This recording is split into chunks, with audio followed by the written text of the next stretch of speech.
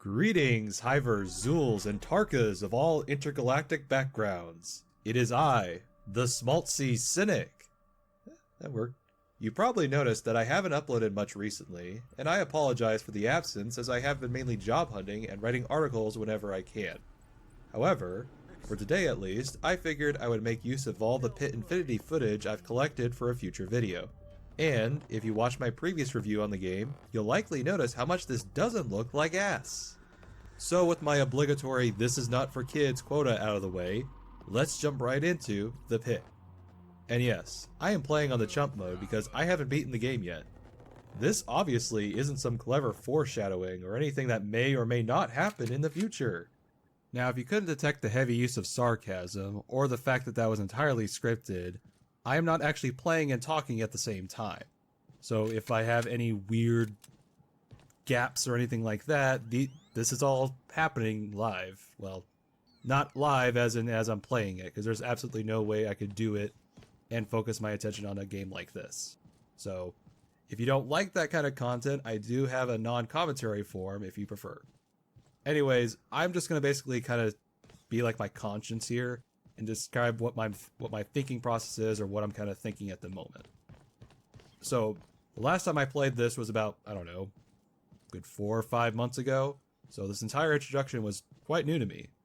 If you haven't played the pit before, all you really need to know is that you're on an adventure basically to find a cure for, genocide-like proportions. That's really the gist of the plot. There's a lot more to it going on involving the Solka and all the other lore involved and all the recipe messages and the like, but for the gist of what you need to know right now, that's it. So this whole area at the beginning, this was quite a surprise for me, which is why I was kind of like navel-gazing around. None of this was here before, so it actually added quite a lot of like atmosphere to the game. I mean, it's already a pretty decent atmospheric game on its own, but in the original game, this was all just a flat area. There was no hills or terrains. It makes the game feel a lot more believable, because I always thought, why did I always go outside when I'm going down? Didn't realize it's up in the mountains, which makes more sense. So this is a very nice touch that I appreciate. One of the things you probably noticed way at the beginning is the first thing I immediately did is remove my armor. Now this is some sort of like metagaming tactic, and honestly, if I knew at the beginning that I could just go through 20 floors, not the whole 30 or 40 that I expected, I probably would have kept everything and used everything much more than I have. It's probably a good tactic still for the hard or the serious difficulty for those kind of players. But as far as a casual player or someone who just, wants to actually beat the game, you don't have to do it, at least not for the first 2 or 3 difficulties. It's definitely an important way or a simple way to keep your gear in check and not to lose anything in the process. So far now we're in the first area. Okay, so nothing too bad so far. As far as the visuals go, I'm okay with them. I know not everyone is liking them, and honestly, these actually aren't on the best settings right now. I was trying to just testing the waters, not going too far, because again, I didn't expect this, so this is all kind of improv. So yeah, very atmospheric game. I quite like it. Big fan of the original. My main strategy here is that, so this is the case where fists will not be an option. So I'm trying to preserve as much of my guns as possible, mainly because I want to keep the durability in check. I mean, ammo, not as big of a problem as you might expect, especially if you played the original game. Trust me, you're going to see some stupid amount of ammo later on. But for the moment, yeah, I'm going to use the guns here because it's just the best strategy when dealing those far away threats. Probably didn't need to use the knife there. Probably could use my fists.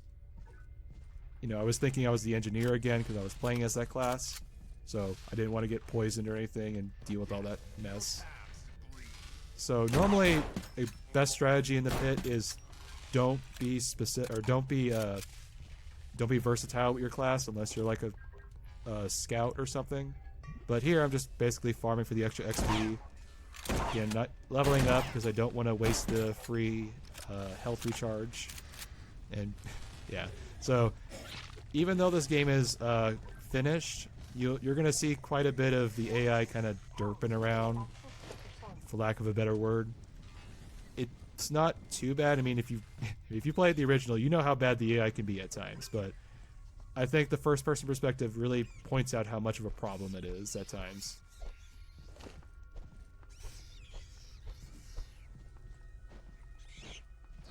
So nothing too bad so for first floor, you know, just usual stuff. Oh, okay, so now I'm gonna basically level up because I figured, why not? Didn't notice the flying bat in the left corner. Nope, no you didn't. Normally I would just go put in the might or finesse, but I felt like I really wanted, especially computer and engineering stuff, although for some reason I didn't invest in that because I didn't have any points invested to it. So I guess I should explain this. Why am I only investing into the 1 point versus the 2 point strategies? One of the kind of things you gotta learn is optimal bonuses. And if you're a fan of Oblivion or Morrowind, then you're probably familiar with this system already. Basically, if you ever use a skill once before you level up, you'll actually get a chance to improve it for 1 skill point. So even though it's kind of dumb, you get better at things that you suck at. It's actually quite a very useful system once you understand it. And in this game, you want to make every skill point count. So here, not really too much of a threat, although I'm being a dumbass.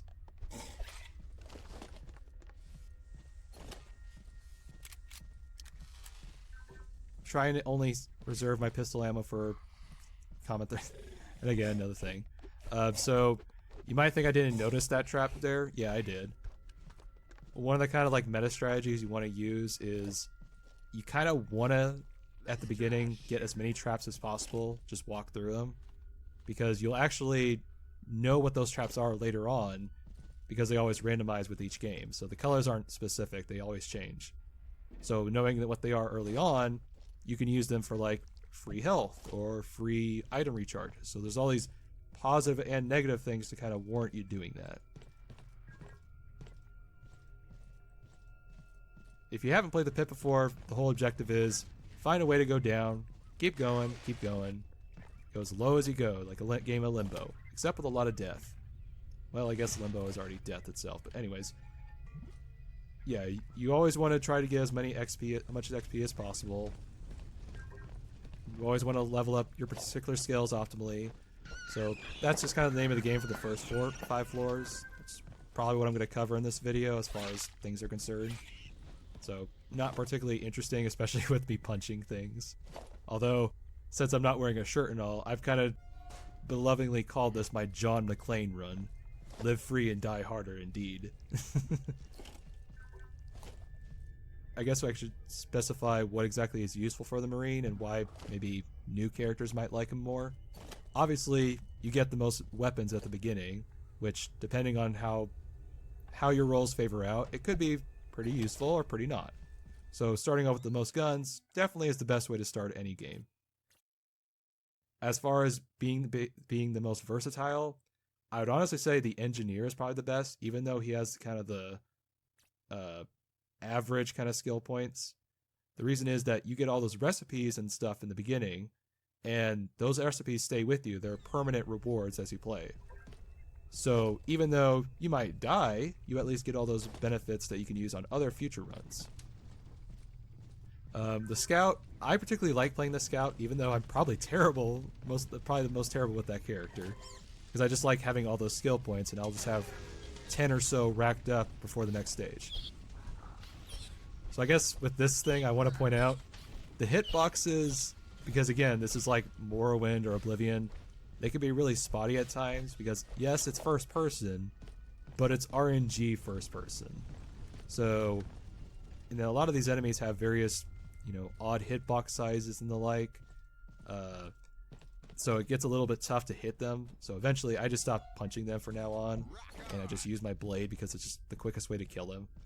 Again, not a big deal because the floors aren't as bad as the original game, which, if I remember correctly, it was 30 floors before the Mind Games expansion added 10 more floors. So I'm just kind of curious why they dropped it down to 20. Maybe it was because of the co-op feature. Maybe it was because the quickest mode for the original game, well, added in the gold DLC, they had a quick option where you can basically beat the game in 20 floors. It would just skip the even floor numbers. So instead of 40, you did 20. So that's essentially what this game is like. There might be rough difficulty spots, more so than others. But yeah, that's basically how it plays so far.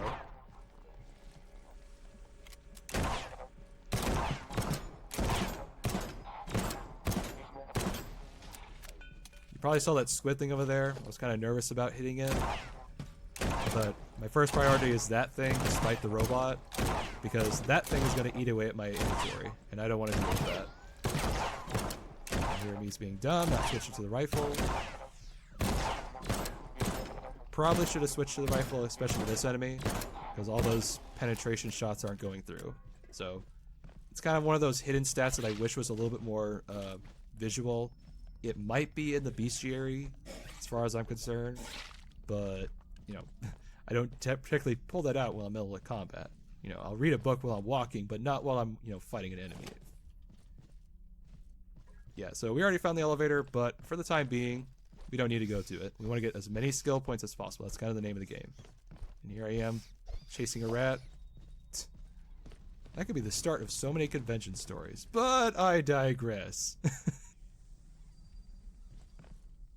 So nothing quite interesting. Oh god. Even when I'm not playing, I still react the same way when I see those things. So these are a bit tougher rats, so I'm pulling out the knife because they're a little more tougher. Kind of being risky here, not shooting the thing, but I can run away, so it's kind of a nice thing when you don't have to worry about proximity in this game. And I don't care about the robot, care about that.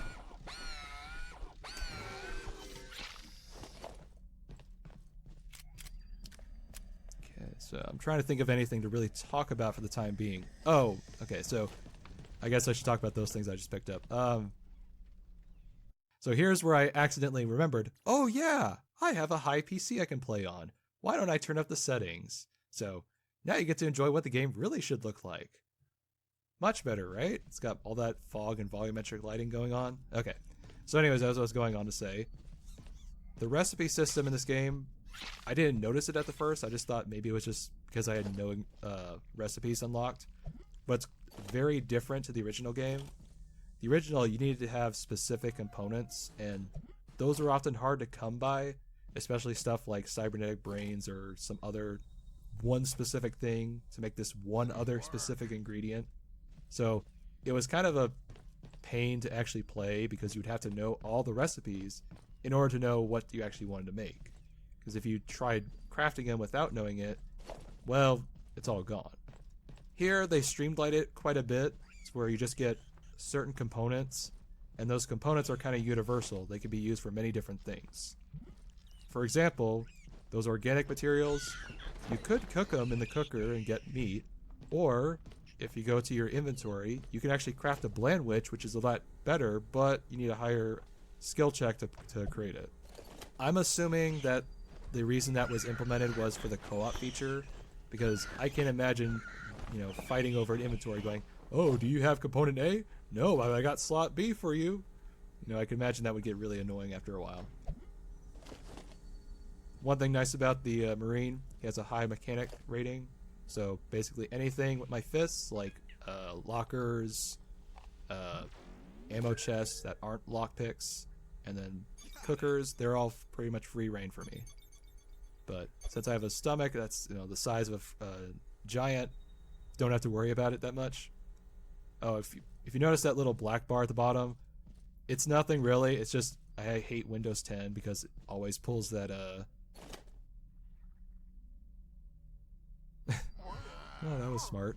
So yeah, Windows 10 is kind of a pain because you know, it has that taskbar. Even though I wanted to hide, I probably could use OBS and just capture the window, but I want to use the software that I, you know, paid for and used, so I'm just used to it. Honestly, it's more so the smart bit rating thing than anything else. That's all I use it. Oh god. Shouldn't really have this reaction when I'm watching it, but just it's just an instinct you develop. I'm sure someone will post some, you know, some deplorable comment that I'm already thinking of, but I'm far too nice to make that one in public. So yeah, not much on this floor. If there's that door symbol, usually there's another exit, but in this case there wasn't. So not much to say else on this floor, pretty simple. You know, I might consider this in the future, but I just did it to just make it simple. If there's any of these kind of like nothing happening parts, I might cut them out or trim them down. That way when I talk over them, I actually don't have to worry about what I'm talking about. So just something I'm considering. I don't particularly watch Let's Plays. I mean, I used to watch a couple Let's Players, but kind of never fell fat me. I kind of just put it in the background noise, like I imagine this video will be. So don't know why I'm putting any emphasis on the visual quality here. So it seems like a wasted effort from my point of view. But anyway, I'm just being nice because I felt bad about putting such a, not a bad video, but I hated the video recording that I took before. So I wanted to do it right this time and not, you know, half-ass it.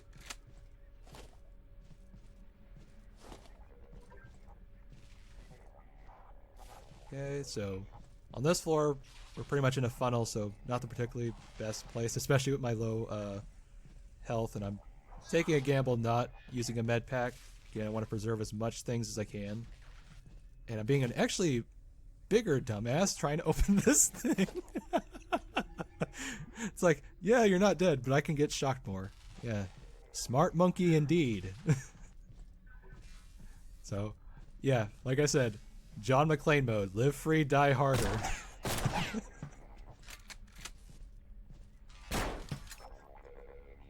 Also, even though I use crouching, I still don't know if it actually provides a benefit.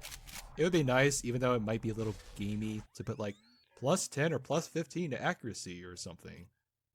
It's just something nice that I would just like to know that it works, because otherwise I feel like, why am I sitting on the floor?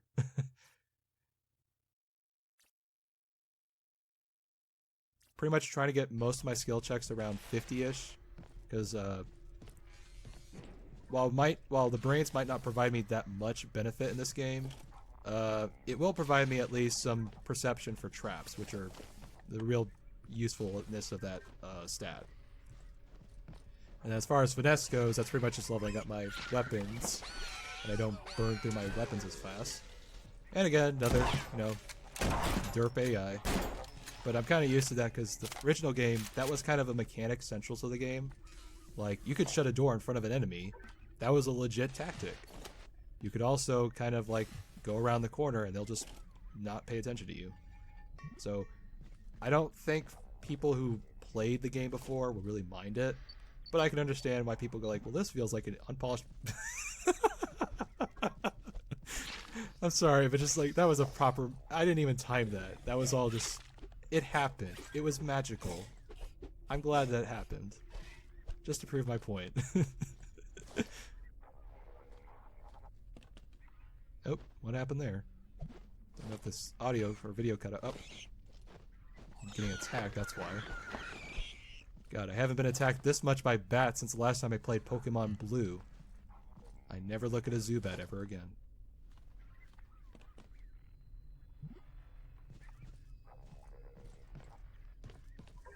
So, still in the funnel hallway. And I can hear lots of death coming for me. But trusty fists will save the day, as usual. If I can abuse the hitbox there.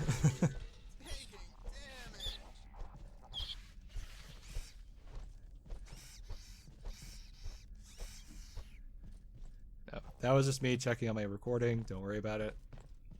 I always am paranoid that I forget to turn it on or hit the button, and then it's like it works for like 5 minutes. So I just do that periodically every now and then. That's the only time it happens in this video. So I've gone over basically my strategy as far as what I play as a Marine. Central mechanics, the story, the atmosphere. Oh, so this I think this is where I get a new weapon? Yeah, because this is what happens. I remember this. So, not the... Well, it actually is a pretty good weapon, all things considered, because while it's basically another rifle, and it's just a it's just a semi-auto... I'm gonna say semi-auto just because I'm just thinking of it. You know, it's a semi-auto rifle. it's pretty good for ammo or armor penetration, which is one of those hidden stats that I mentioned before. So yeah, uses the same weapon, but I use the same skill for it, so it kind of evens out in that regard.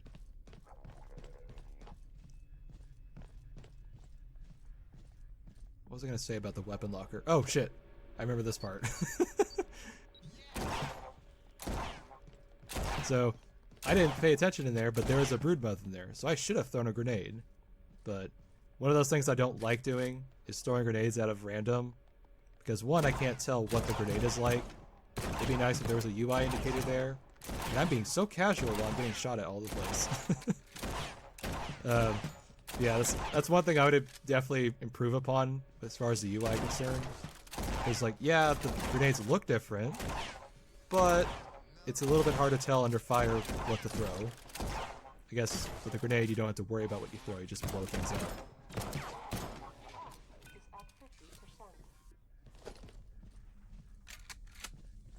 And again, I didn't register that there was a broodmother, so here I am seeing, oh, it's just a couple rats. Nothing to worry.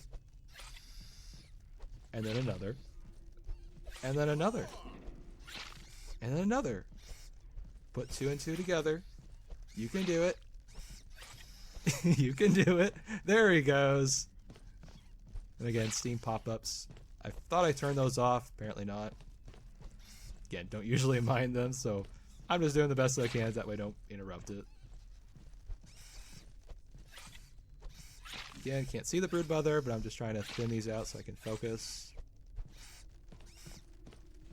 Okay, so I think I saw it. Yep, there she is. Ignore me like usual. So this is a time for trusty grenade. Not bad. I was worried it blew up everything else in the room, but seemed like a decent throw since it's bounced off. Again, should have tried to disable, just activate it. Yeah. So, worst trap in the game. I don't think the vortex one exists. I played enough to tell that it's not there. I'm assuming that's another kind of concession with the co-op mode. Oh well, no weapon for me. Because the vortex map might send you to 2 or 3 floors. Well, that would end the game pretty fast, and also it would also send everyone else there, and you would spawn in a different room, and it's not exactly balanced for you to just spawn in the middle of random nowhere. So this floor is a little bit more dicey than the others. Not too bad though. Thought it was a big rat. I'm guessing if you haven't played this game before, you might find it a little like repetitive at the beginning, especially for the first 5 or 6 floor. It definitely ramps up at least by floor 8, because it wasn't easy to tell in the early access version of it, because a lot of the floors are just repeating the same thing. They didn't have any of the interesting art style differences or anything. It was just the same pipes and walls stuff. Whereas here, there's a big difference, at least after you get to floor 5. And here I'm forgetting that the floor button doesn't actually open the door. Played way too many Deus Ex games.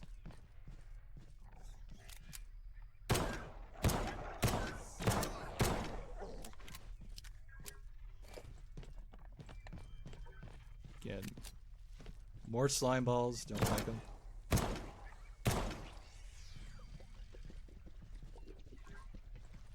I do wonder how much the iron sights, like, is it the same as the crouching?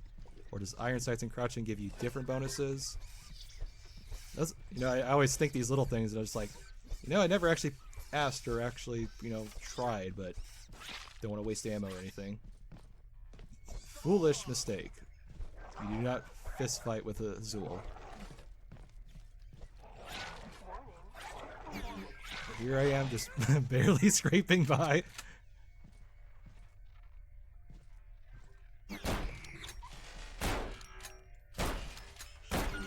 No more moonwalking for that robot. I'm trying to think if there's anything about the skills I should else explain. Because otherwise, explaining how they work... Oh, you could save the points for future ones, but for the Marine, you're going to make use of very much every point you get. With a Scout, you probably can get by just by saving, you know, 5 or 6 points per level. Use them when you really need to.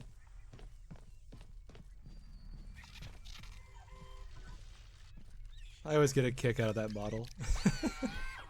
It's like patty cake, except with death.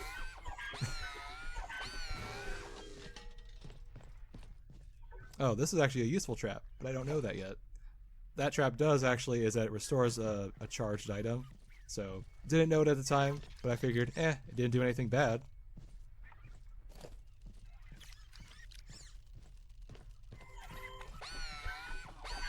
You know, surprisingly, as much as I am a terrible arachnophobe, the spiders here don't actually bother me as much. I'm pretty sure it's because they don't leap. Because when they leap at you or they raise their bottom half up, that's where I freak out. So I'm glad they're not that bad. Please don't patch them to do that. I enjoy the game. Don't make it scary. I guess since I brought it up, the tone is a little kind of like odd. The game was always meant to be comedic, especially if you played the original with that kind of synthesized 80s soundtrack. I'm not sure I agree or really understand the atmospheric bent. I guess since this is a first-person perspective, it was kind of natural.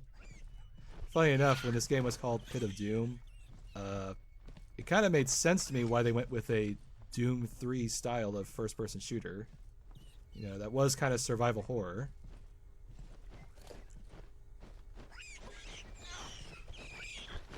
Which, definitely surviving, and that's definitely a bunch of horrors that I'm fighting.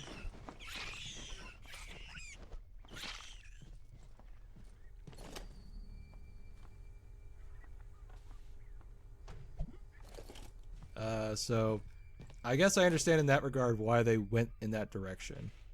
I'm not sure it works because, I mean, if you heard the many wonderful dialogue pieces, I absolutely love them. They're cheesy. But when you put them in this weird, realistic kind of background... Who's a smart monkey? Exactly.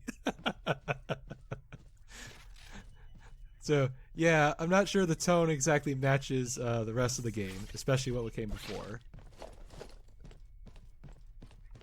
Kind of makes me wish I had the old option to play with a soundtrack, because I think that enough would make it at least a little better. But, you know, it is what it is. I'd be curious to see how this works in VR. I know that they talked about it. I would definitely love to see that sense of scale, which not so many of these enemies so far give you that impression. But later on, there's these really huge ones, and you get that sense of scale. I would love to feel that in VR. Same thing like with Serious Sam. You get that feeling of when a Gnar is up in front of you, it's like, oh god, those things are massive! They look so tiny from afar when I can shoot them all. No, the bones don't do anything. I always wondered if they give you like some rare odd or something.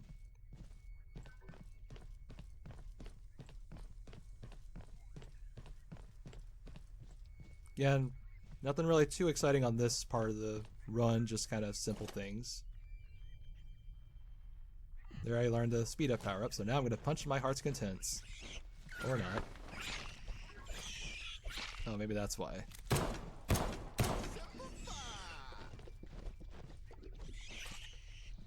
So far, ammo conservation, you notice, we got a little bit more, not too bad, than what we started with.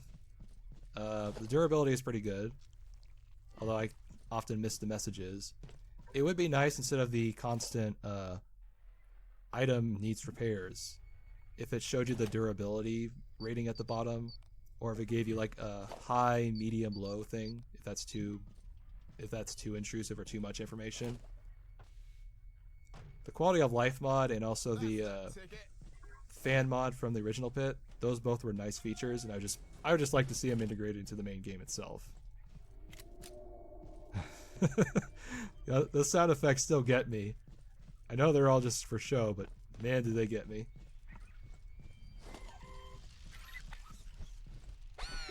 Pretty sure this is where I pick up another weapon. Could be wrong. Let me know if these spoilers things are they're not really spoilers. I guess what is a spoiler is like debatable. But like if I'm saying, "Oh, I remember this thing." Like I can work on that if that's too much or takes away from it. I just figured giving my thoughts on it is kind of like what I'm trying to remember.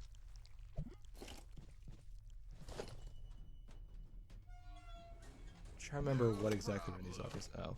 So the floor key, in case you don't know, it's useful if you don't want a lockpick, but then again, you want a lockpick for all those XP points.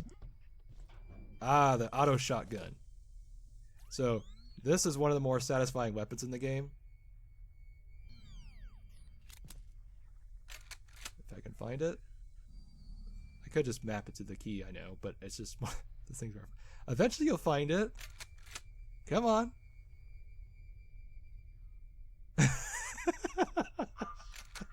I don't remember it taking this long. Okay, finally found it. So yeah, this auto shotgun really packs a punch, and I just love how visceral it feels.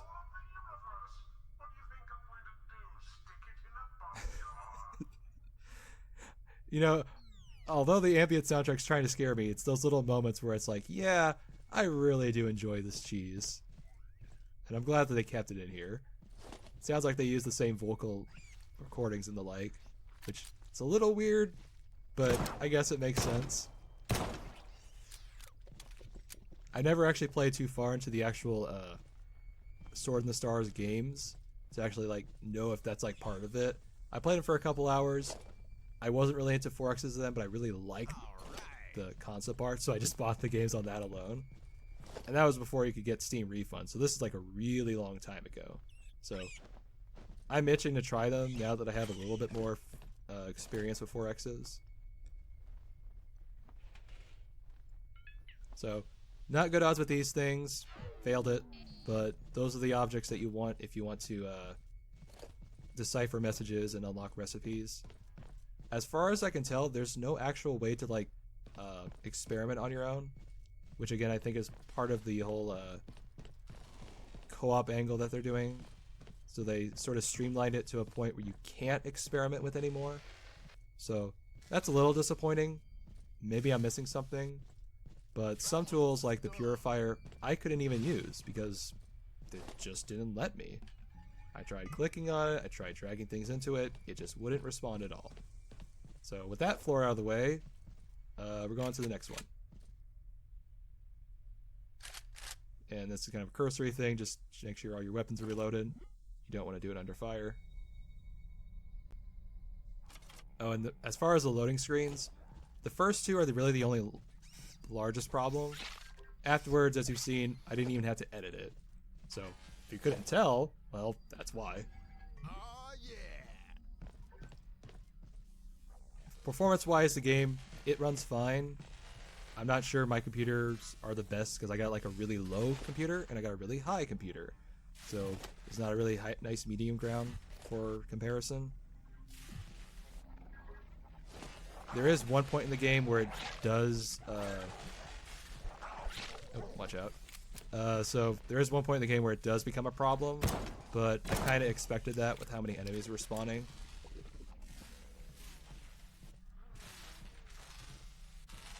So here I am, being a smart monkey as usual. Electricity is fun! Pokemon taught me nothing.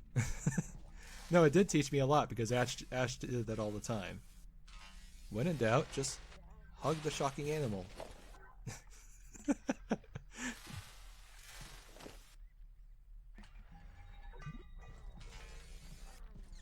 Okay, I heard a Tark over there, so I'm a little bit concerned.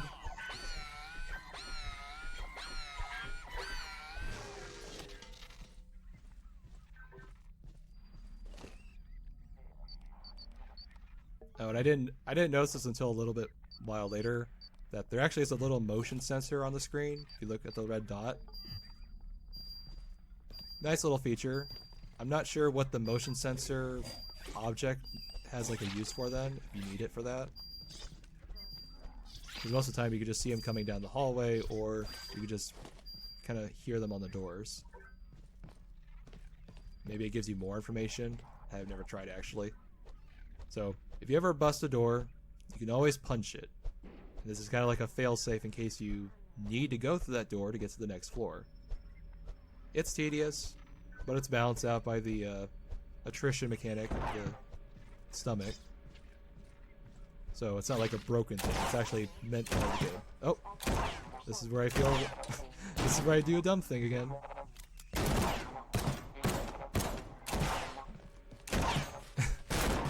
Jesus, that gunshot.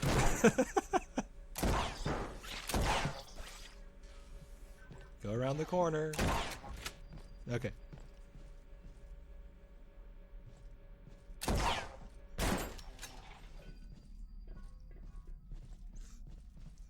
You know, I don't know if it's necessary to actually aim at the head, but I just am so accustomed to it. Ooh, I get to finally try out this thing. Where is he? Where is he? Where's the monkey?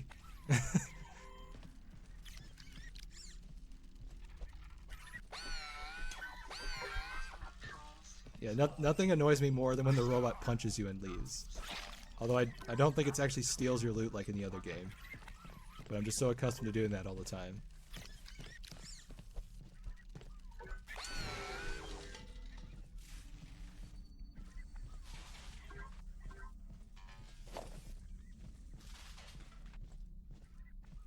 Okay, so...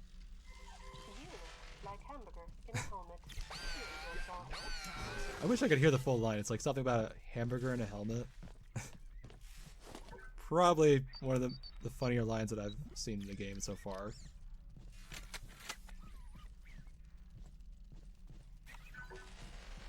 So, this is one of those traps that I'm glad I failed. But then again, I would have got the free healing if I killed all these little enemies.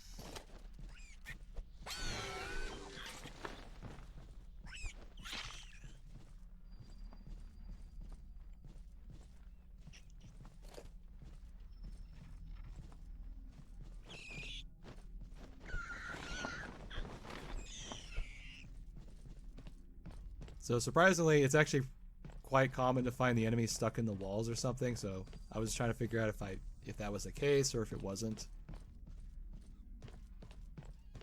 Again, I think that's more so just a problem with the random generation. It's kind of something you gotta deal with. And I know that there's some FPSs that do that, but they have a little bit more open areas where this is very claustrophobic. There's a lot of objects all around the place. So I think that's kind of just like something that's kind of intended. Can't really do much about, other than just patch it when you can.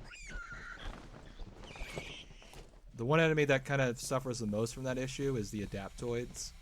They're things that basically look like the scenery around you. Well, it seems like most of the time they look like the scenery, but then they get stuck in the geometry of it. And actually when you kill them, you actually get a second object that does the same thing. Kind of is actually to the player's benefit to have that happen.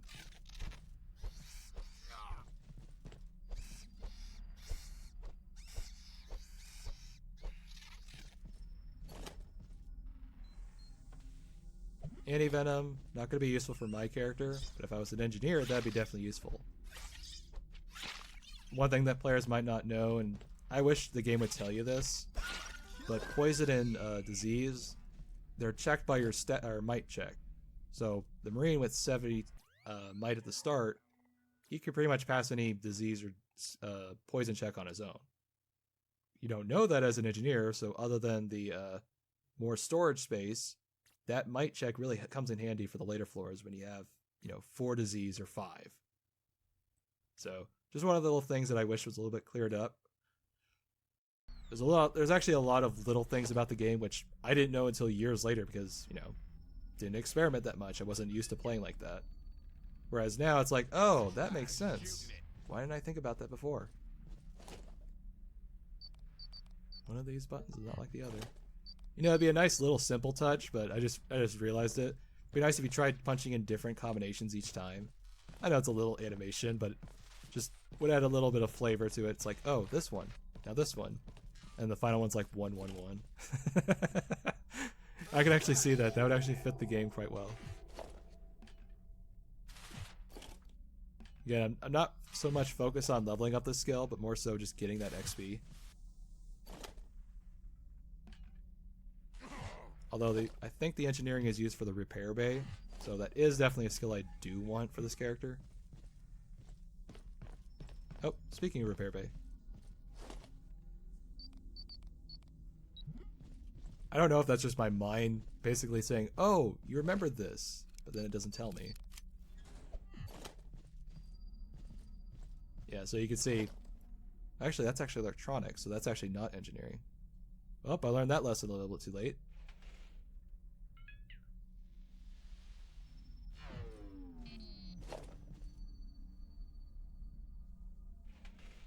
Well, didn't pass any other one.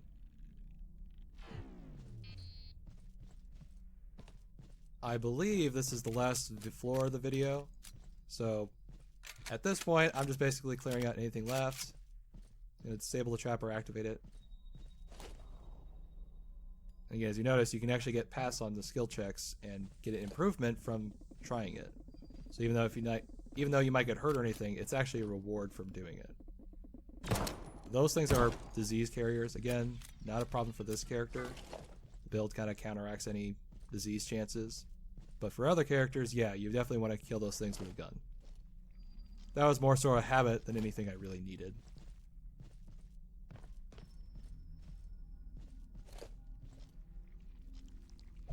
Well, let's see if my odds are better this time around.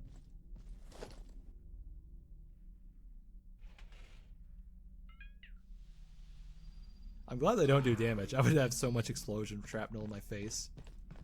I would look like, I had so much shrapnel in my face, I probably look like a porcupine or something. Oh, and as far as ingredients, I don't see a way to combine them, so it's not like, put bread with meat, you make a SotS switch. Kind of surprised you can't do that, but again, I guess it's for balancing issues. But anyway, I figured that was a good stopping point, so I'll try this again. This may work out, this may not. We're gonna have to play by ear for this. But anyways, thank you for watching. If you enjoyed this, you can watch some more in the future, or you can watch my more edited content, which I would hope you do, because I just feel kind of idiotic talking like this. Anyway, thanks for watching.